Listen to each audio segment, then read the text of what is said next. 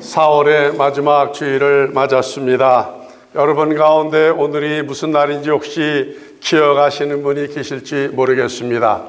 오늘은 우리 교회가 33년 동안 사용하던 교회 건물에서 하나님이 이곳에 새 예배처소로 허락해 주셔서 이사 온 지 꼭 2주년이 되는 아주 의미 있는 그와 같은 날입니다.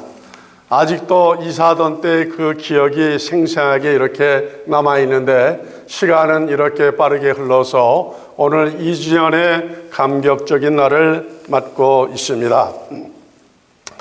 오늘 우리에게 예배 받으시기를 기뻐하시며 기다리시는 하나님을 향한 예배가 하나님께는 영광이 되시길 원하며 또 우리에게는 하늘의 위로와 은사, 회복과 건강, 가정과 생업, 그리고 여러분의 자손과 교회 복으로 함께 하시기를 주님의 이름으로 축복합니다. 요한복음으로 의뢰받는 13번째 주일이며 4장의 말씀으로는 4번째 시간이 되고 있습니다. 이 시간은 47절의 말씀을 중심하여서 내 아들의 병을 고쳐주소서, 내 아들의 병을 고쳐주소서라고 하시는 말씀으로 은혜 받기를 원합니다. 누가 언제 어디에서 누구를 향하여서 이런 간청을 드리고 있습니까? 왕의 신하가 예수님께 나와서 간청하는 내용입니다. 이 사람이 사는 곳은 오늘 성경은 가버나움이라고 기록하고 있습니다. 가버나움은 예수님께서 선교의 본부로 삼으신 지역이기도 합니다. 43절에 보면은 이틀이 지남에 갈릴리로 가심을 기록하고 있습니다. 누가 이틀을 더 어디에서 머무셨습니까? 예수님이 6월절 명절을 지키기 위해서 예루살렘을 방문하시고 나서 선교의 본부가 있는 갈릴리로 다시 돌아가실 때에 늘 사용하시던 편한 길을 택하지 아니하시고 산악으로 이어지는 험한 길, 그 길을 택하여 가셨다고 말씀하여 줬습니다. 이유가 무엇인가 하니 바로 산악지대에 사는 사마리아 사람들을 구원하시기 위해서였습니다. 예수님을 만나고 구원함을 받은 사마리아 사람들이 예수님께 간청하기를 이대로 가시지 마시고 한 이틀간만 더 우리 마을에 머물러 주셔서 우리와 함께 지내시면서 더 말씀을 해 주시길 간청했습니다.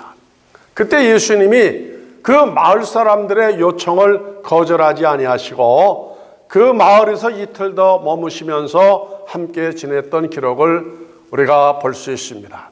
이것은 별로 큰 문제가 되어지지 않은 것 같습니다만은 그러나 대단히 의미 있는 내용의 말씀입니다. 왜냐하면 예수님은 만왕의 왕이시고 만주의 주신 분이십니다. 만약 우리 마을에 왕이나 대통령이 지나간다고 할 때 그 마을 사람들이 우리 마을에서 몇 시간만 더 머물러 주세요, 하루만 더 머물러 주신다고 할지라도 왕이나 그 어느 대통령이 마을 사람들의 요구를 들어주지 아니하는데 예수님은 높으신 분임에도 불구하고 그 요청을 거절하시지 아니하셨습니다. 예수님이 분주하신 분이시고 계획이 많으신 분이십니다만은 그러나 소소한 그 시민들, 구원받은 자들의 말씀을 그대로 경청해서 들으셨다고 하는 것은 예수님은 우리와 대화가 되시는 분이시라는 겁니다. 우리와 요청하는 것을 들어주시기도 하시고 우리에게 관심을 가져주시고 우리가 원하는 것을 얼마든지 수용해 주시는 그러한 분인 것을 말씀하여 주는 것입니다. 그러니까 우리의 예배를 오늘도 받으시고 또 받으시길 기다리시고 또 기뻐하시고 우리를 향하여서 축복하시기를 원하시는 것이 아니겠습니까?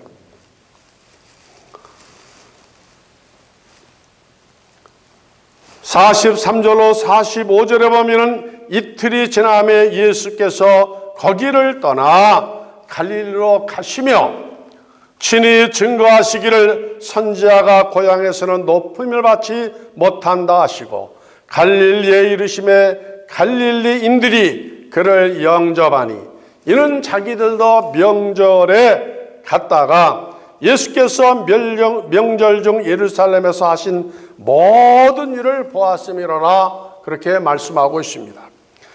갈릴리 사람들이 지금 돌아오신 예수님을 열렬하게 환영하고 있습니다. 사마리아 사람들도 예수님을 환영했습니다.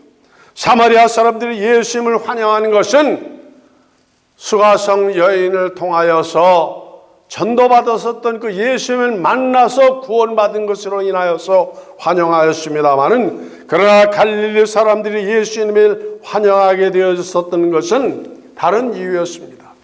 저들도 예루살렘에 올라가서 예수님께서 거기에서 행한 일을 보고서 그 예수님에 대한 굉장한 자부심과 자긍심을 가지고서 예수님을 환영하였다고 말씀하여 주고 있습니다.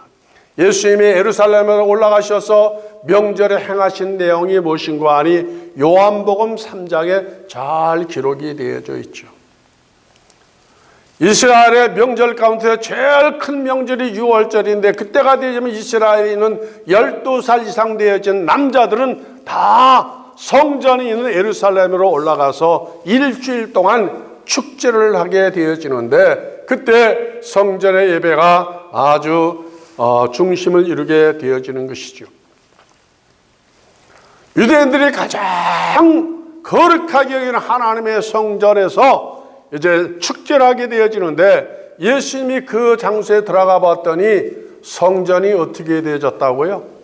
성전이 아니고 장사하는 사람들로 인산인해를 이루었다 그랬습니다.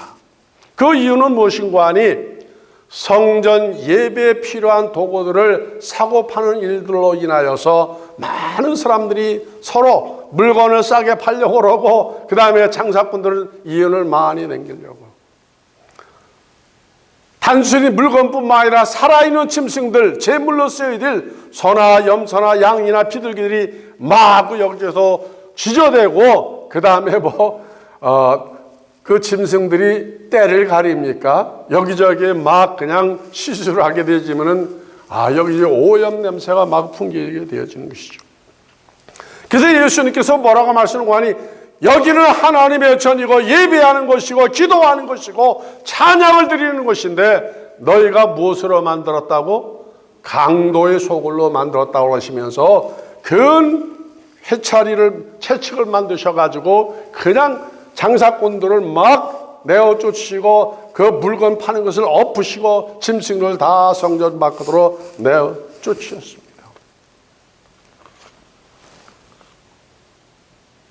그 일은 이제까지 누구도 행하지 못한 일입니다. 감히 성전에서 그와 같은 일을 행할 사람이 누가 있겠습니까? 그 유대인들이, 제사장들이, 서기관, 바리새인, 종교인들이 이래서는 안 된다는 것을 처음에는 다 인정을 했어요. 그러면서도 과감하게 개혁을 주장하지 못하고 이래서는 안 된다는 것을 말하지 못하는 것은, 잘못 말하면 거기에서는, 그 사회에서는 매장을 당하게 되어지니까. 왜냐하면은 이 장사꾼들의 심리라는 게, 거기서 버는 것을 자기만 가져가냐고 무엇을 했을까요? 상납을 한 거예요, 상납을. 누구의 상납이에요? 성전의 어깨에 힘 있는 사람들, 제사장, 대제사장에도 자꾸만 상자 보내가지고 좋은 터를 차지하고 더 많은 물건을 갖다 팔기 위해서 노력을 많이 했기 때문에, 결탁을 맺었기 때문에 다른 사람 어느 누구도 그러한 불의와 부정을 행하지 못하는데, 예수님께서 그 일을 아주 행함으로 인하여서 많은 사람들이 못한 거예요. 뒤에서 이거 한 겁니다. 그러나 예루살렘의 상류 계층에 해당하는 종교인들은 예수님을 그때부터 미움의 대상, 진노의 대상, 그 다음에 경멸의 대상으로 여겨가지고 마지막에는 율법으로, 법으로다가 예수님을 사형에 처하는 그러한 결정을 내리게 되는 것이 바로 여기에서 출발한 것이 아니겠습니까? 그래서 그 갈릴리 사람들이 그 모든 예수님의 광경을 보고 돌아와가지고 얼마나 참 통쾌히 여겼는지. 그래서 예수님을 다시 열렬하게 환영하고 있는 것을 오늘 여기에서 기록하고 있는 것입니다. 그런데 사마리아 사람도 예수님을 환영하였고 갈릴리 사람도 예수님을 환영하였는데 정작 가장 예수님을 환영해야 될 나사렛 사람들이 지금 예수님에 대해서 입을 열지 않고 있는 겁니다. 환영하지 아니하는 거예요.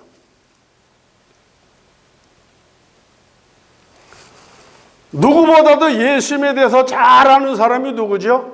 고향 나사렛 사람들이거든요.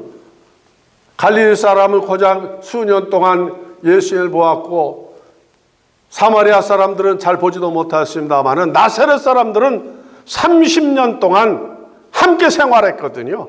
그때 나사렛 마을에 1000명 되지 않을 때 그 적은 마을에서 30년 동안 생활했으니까 예수님에 대해서 너무나도 잘 알고 성장 과정과 그 부모의 과정을 다 아는 사람들인데 예수님에 대한 환영이 없었던 거예요. 그래서 예수님께 뭐라 했어요? 선지자가 고향에서는 못한다고요? 대접받지 못한다고. 박 목사님 고향에 가니까 아는 사람들이 미국에서 박 목사님 오셨다고 환영을 합니까? 안 합니까? 안 하죠. 안 해요. 안 하죠? 예. 그게 성경적이에요. 그래서 우리가 기도도 안 하지만 안 하는 겁니다. 선지자가 고향에서 높이 받침하다고 예수님께서 말씀하시면서 예수님의 발걸음이 지금 가나로 향하고 있습니다. 가나가 어디냐면은 나사렛 곧 가나죠. 가나의 일부분이 바로 그 언덕만 넘어가면 가나인데 그 가나가 어떤 곳이라 그랬어요? 예수님이 공적으로 행하신 기적 가운데 제일 먼저 행하신 기적이 어디에서 행한 기적이라고? 가나라 그랬습니다. 그 가나의 지역에서 혼인집이 있었었는데 그 혼인집에서 예수님도 참석을 하시고 그 다음에 그 가족들이 다 참석을 하셨는데 잔치집에서 잔치하다가 무엇이 모자랐다고요? 포도주가 모자랐다 그랬습니다. 준비는 했지만은 너무나도 많은 사람들이 몰려왔었던 거죠. 잔치에서 가장 포도주가 떨어지면은 그 잔치는 파산이 되죠. 망신하게 되어진 겁니다.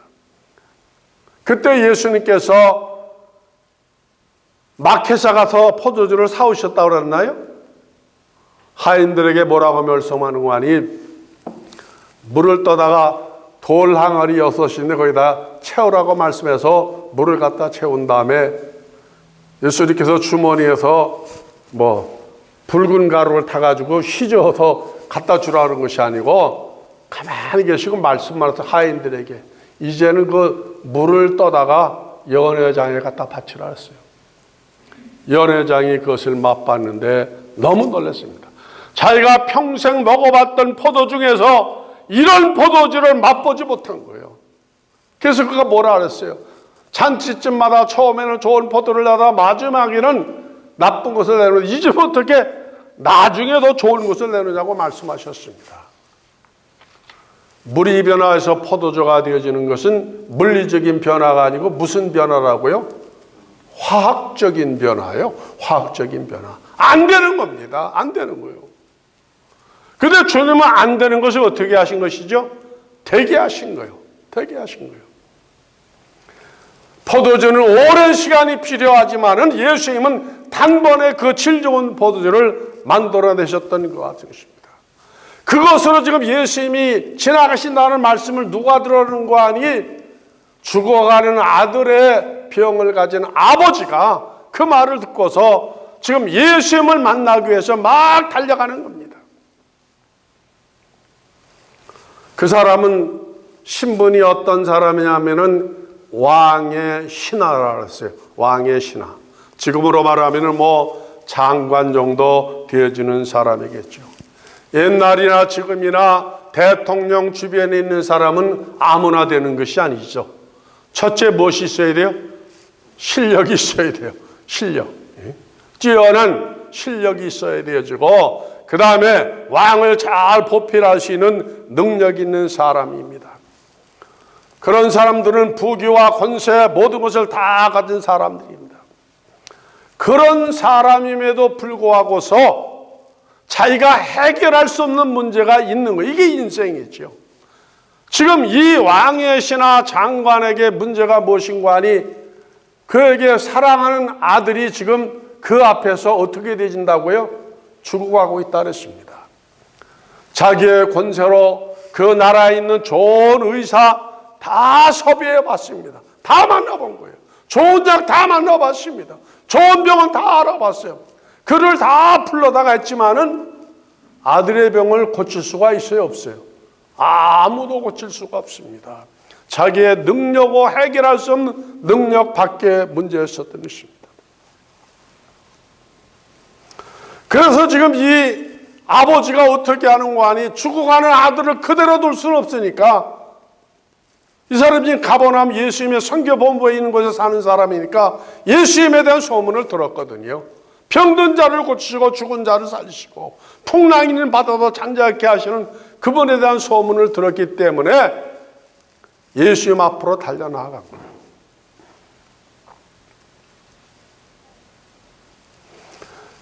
예수님을 노상에서 만나가지고 주님께 정중한 예를 갖춥니다. 한 번도 그렇게 권세 있는 사람으로서 평민에게 예를 갖추지 않은 이 사람이 예수님 앞에 정중한 예를 갖추고서 예수님, 지금 내 아들이 죽어가고 있습니다. 부모로서 죽어가는 자녀를 어떻게 할 수가 없는데 예수님, 나를 긍휼히 여기시고 불쌍히 계셔서 나와 함께 우리 집으로 가셔가지고 내 아들을 좀 살려달라고 간절하게 요청을 드렸습니다.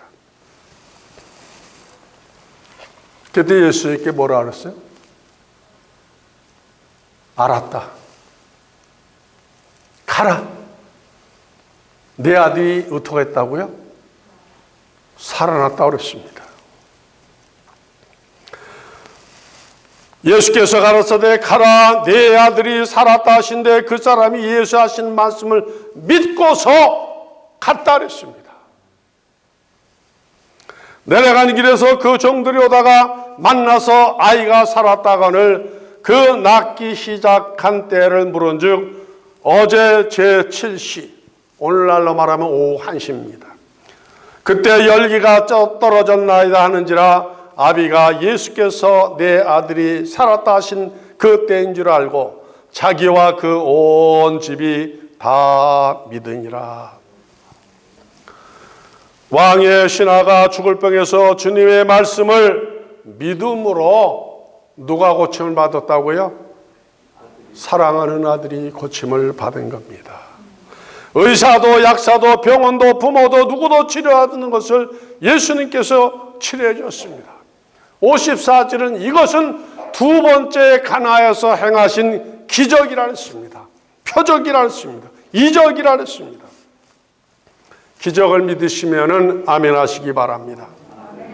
기적은 예수님 당시만 있는 것이 아니라 언제도 있는 거예요?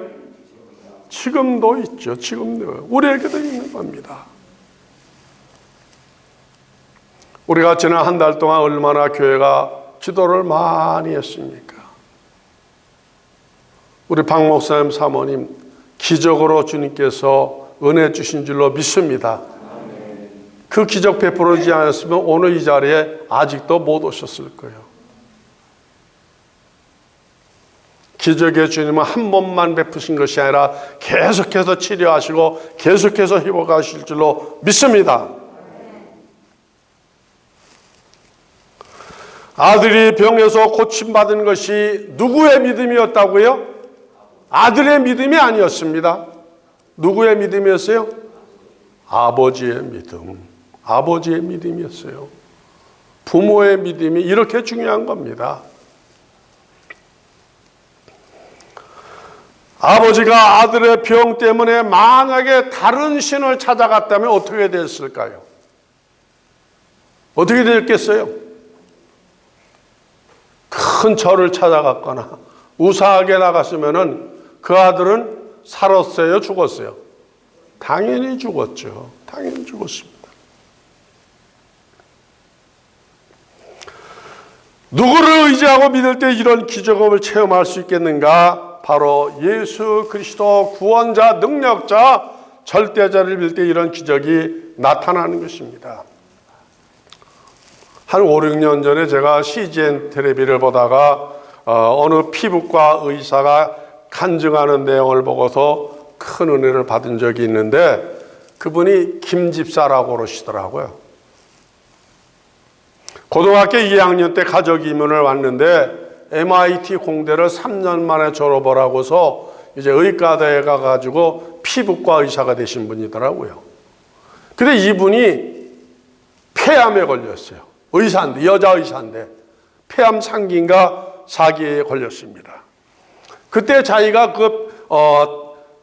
다니는 그 병원에 폐암 환자가 10명이 있었는데 9명이 다 죽고 누구만 살았어요? 자기만 살았다 그러더라고.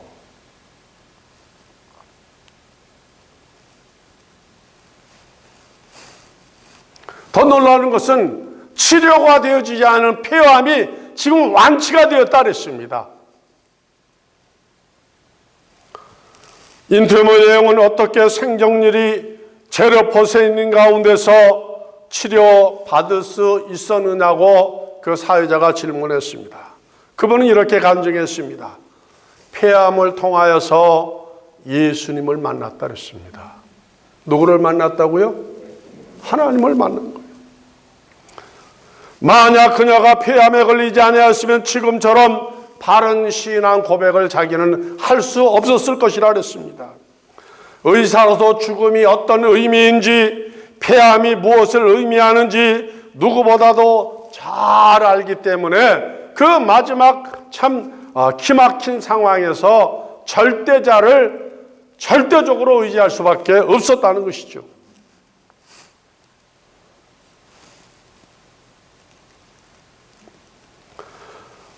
그래서 지금은 폐암이 자신에게 큰 은혜와 축복이 되었다고 말씀하면서 지금 그녀가 천국에 대한 믿음을 가진 것은 바로 폐암 때문이었다고 감사하는 간증을 했습니다.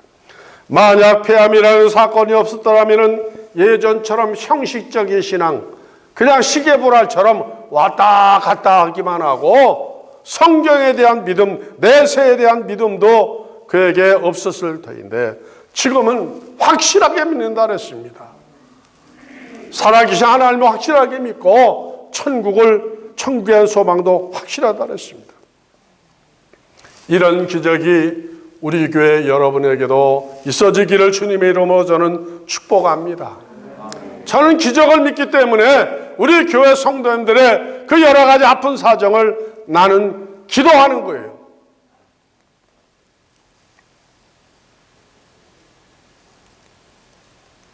기적은 멀리 있는 것이 아니야. 나는 내 자신을 보면서 기적을 확인하고 그런 사람입니다.